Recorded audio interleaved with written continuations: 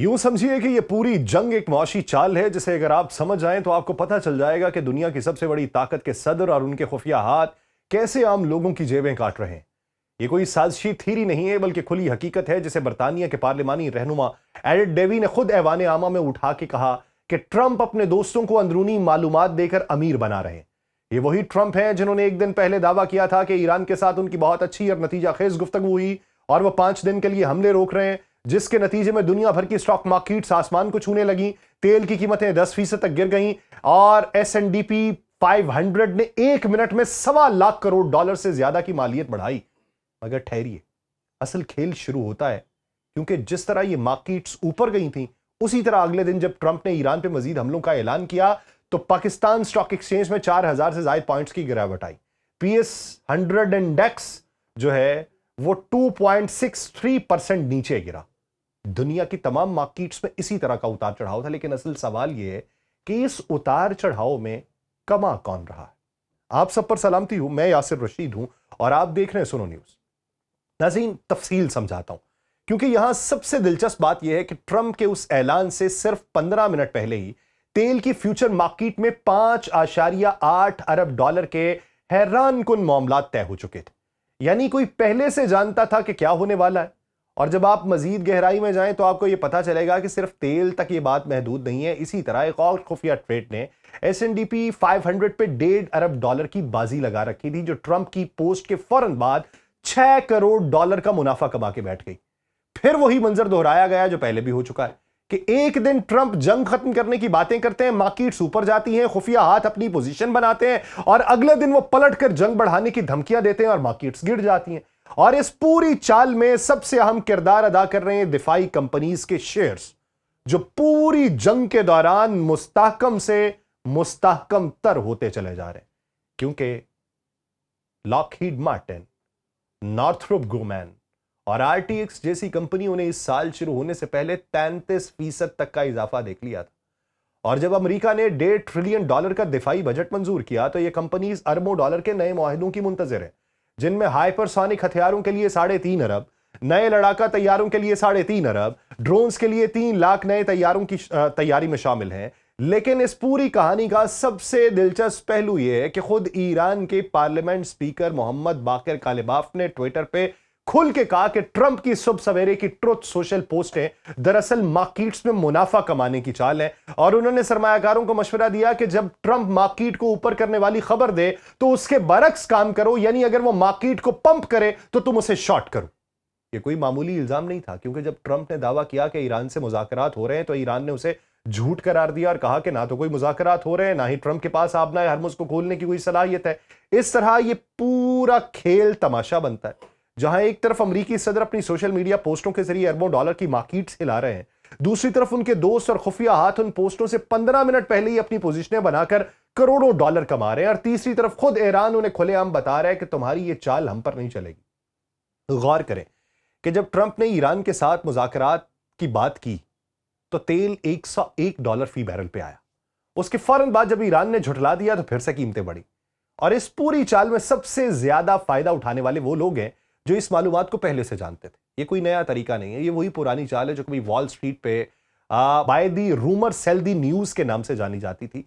लेकिन जब यही चाल अमेरिकी सदर खुद खुली आंखों कर रहा हो और दुनिया का मीडिया उसे कवर कर रहा हो, तो फिर यह अंदरूनी तजारत और करप्शन की इंतहा है, जिसे बरतानिया की पार्लिमानी रहनुमा ने बदतरीन किस्म की बदउनवानी करार दिया और जिसे ईरानी पार्लियामेंट स्पीकर ने खुलेआम ट्विटर पे लोगों को समझाया कि इस झोले में मत आओ।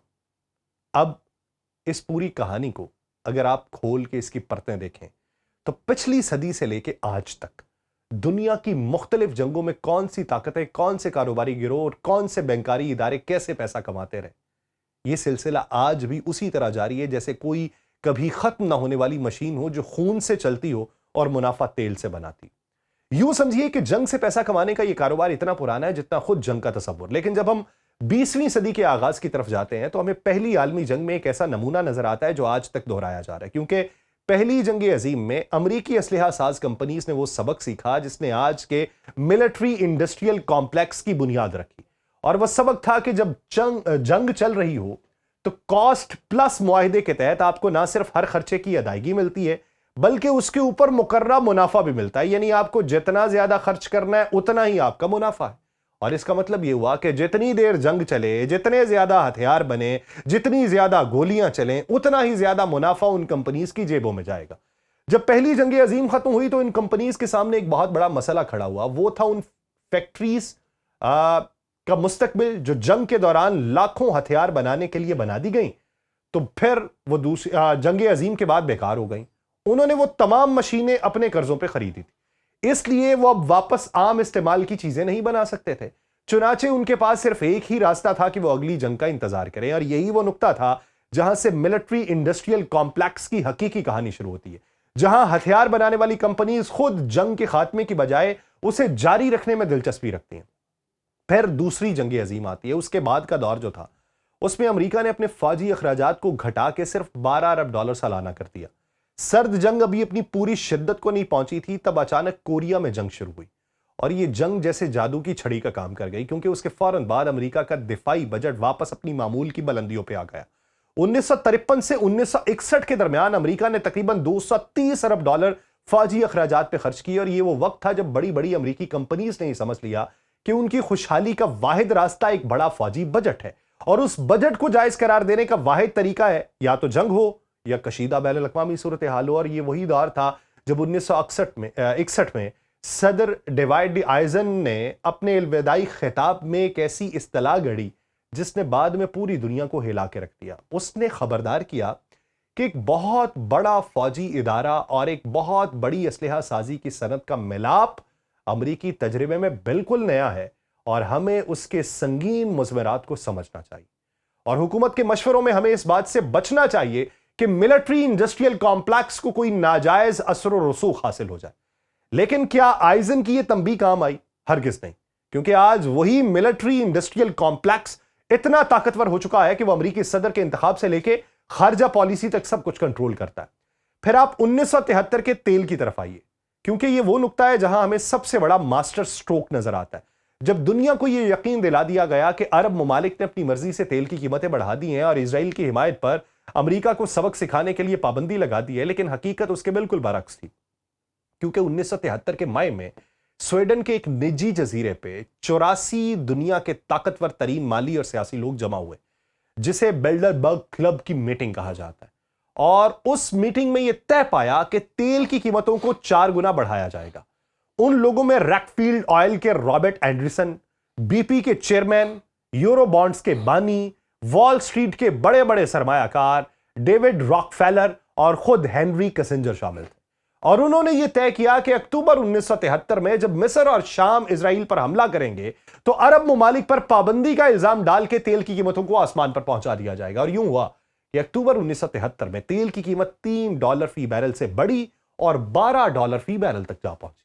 इस पूरी चाल में सबसे बड़ा फायदा उठाने वाले वही लोग थे जो उस मीटिंग में बैठे थे, यानी तेल की बड़ी कंपनीज जैसे एक्सन मोबिल, शेल और बीपी। उनके साथ साथ एक और बहुत बड़ा फायदा उठाने वाला था बैंकारी निजाम, क्योंकि ओपेक की बढ़ती हुई आमदनी जो पेट्रो डॉलर कहलाई वो सब लंदन और न्यूयॉर्क के बड़े बैंक्स में जमा करवाई गई, जैसे मैनहट्टन में, सिटी बैंक में, बार्कलेज में और लाइड्स में। ये बैंक वही थे जो इस पूरी मंसूबाबंदी का हिस्सा थे और उन्होंने उन पैसों को वापस दुनिया के तरक्की पजीर ममालिक को कर्ज के तौर पे दे दिया, जिससे वो ममालिक कर्जों के बोझ तले दब गए, उनकी मईशतें तबाह हो गई। बैंक्स ने डबल फायदा कमाया, एक तरफ जमाशुदा पेट्रो डॉलर पे सूद लिया, दूसरी तरफ कर्जों पर सूद वसूल किया। अब अगर आप मौजूदा दौर में आए जहां यही मॉडल और भी ज्यादा बेहतर हो चुका है, क्योंकि आज जब आप यूक्रेन की जंग देखते हैं तो यह महज रूस और यूक्रेन के दरमियान जंग नहीं है, यह अमरीकी दिफाई सनत के लिए सोने की खुदाई है। जैसा कि बाइडेन इंतजामिया ने यूक्रेन को $40 अरब की फौजी इमदाद दी, लेकिन यह रकम जो थी वो बराह रास्त असलहा साज कंपनीज के पास जाती है। और ये कोई नई बात नहीं है, क्योंकि अमेरिकी कांग्रेस के अंदर इतने जोरदार लॉबी वाले लोग मौजूद हैं कि पिछले 20 सालों में अमेरिकी दिफाई सनत ने अपने मफादात की लॉबिंग पे $2.5 बिलियन खर्च किए सिर्फ लॉबिंग के ऊपर। हैरानकुन हकीकत यह है कि अमेरिकी सेनेटर रिचर्ड बेलमैंथन ने रैथ्यून कंपनी से अपनी इंतखाबी मुहिम के लिए $258,000 वसूल किए और बदले में उन्होंने रैथ्यून को F-35 तैयारों के इंजन बनाने के ठेके दिलवाने की लॉबिंग की। फिर उन्होंने यूक्रेन को जावेलिन मिसाइल फराहम करने की मुहिम छेड़ी اور یہ جیولن میزائل بھی اسی ریتھیون کمپنی کے بنائے ہوئے تھے، اور اس پوری چال سے اس کمپنی کو صرف جیولن میزائل سے 5 سالوں میں $1.5 بلین کا منافع ہوا، اور یوکرین ان کے لیے ایک اہم مارکیٹ بن کے ابھرا۔ یہ صرف اس ایک کمپنی کی کہانی نہیں ہے، کیونکہ آج امریکی وزیر دفاع لائیڈ آسٹن خود ریتھیون کے بورڈ کے سابق رکن اور بڑے شیئر ہولڈر ہیں۔ ان سے پہلے کے وزیر دفاع مارک ایسپر بھی ریتھیون کے سابق ٹاپ مینیجر رہ چکے ہیں۔ خود secretary of state Antony Blinken بھی ایک نجی سرمایہ کاری کمپنی کے پارٹنر تھے جو دفاعی صنعت میں سرمایہ کاری کرتی تھی۔ جب یہ لوگ اقتدار میں آئے تو یوکرین کو فوجی امداد دوگنی ہو گئی۔ کیا یہ محض اتفاق ہے؟ ہرگز نہیں۔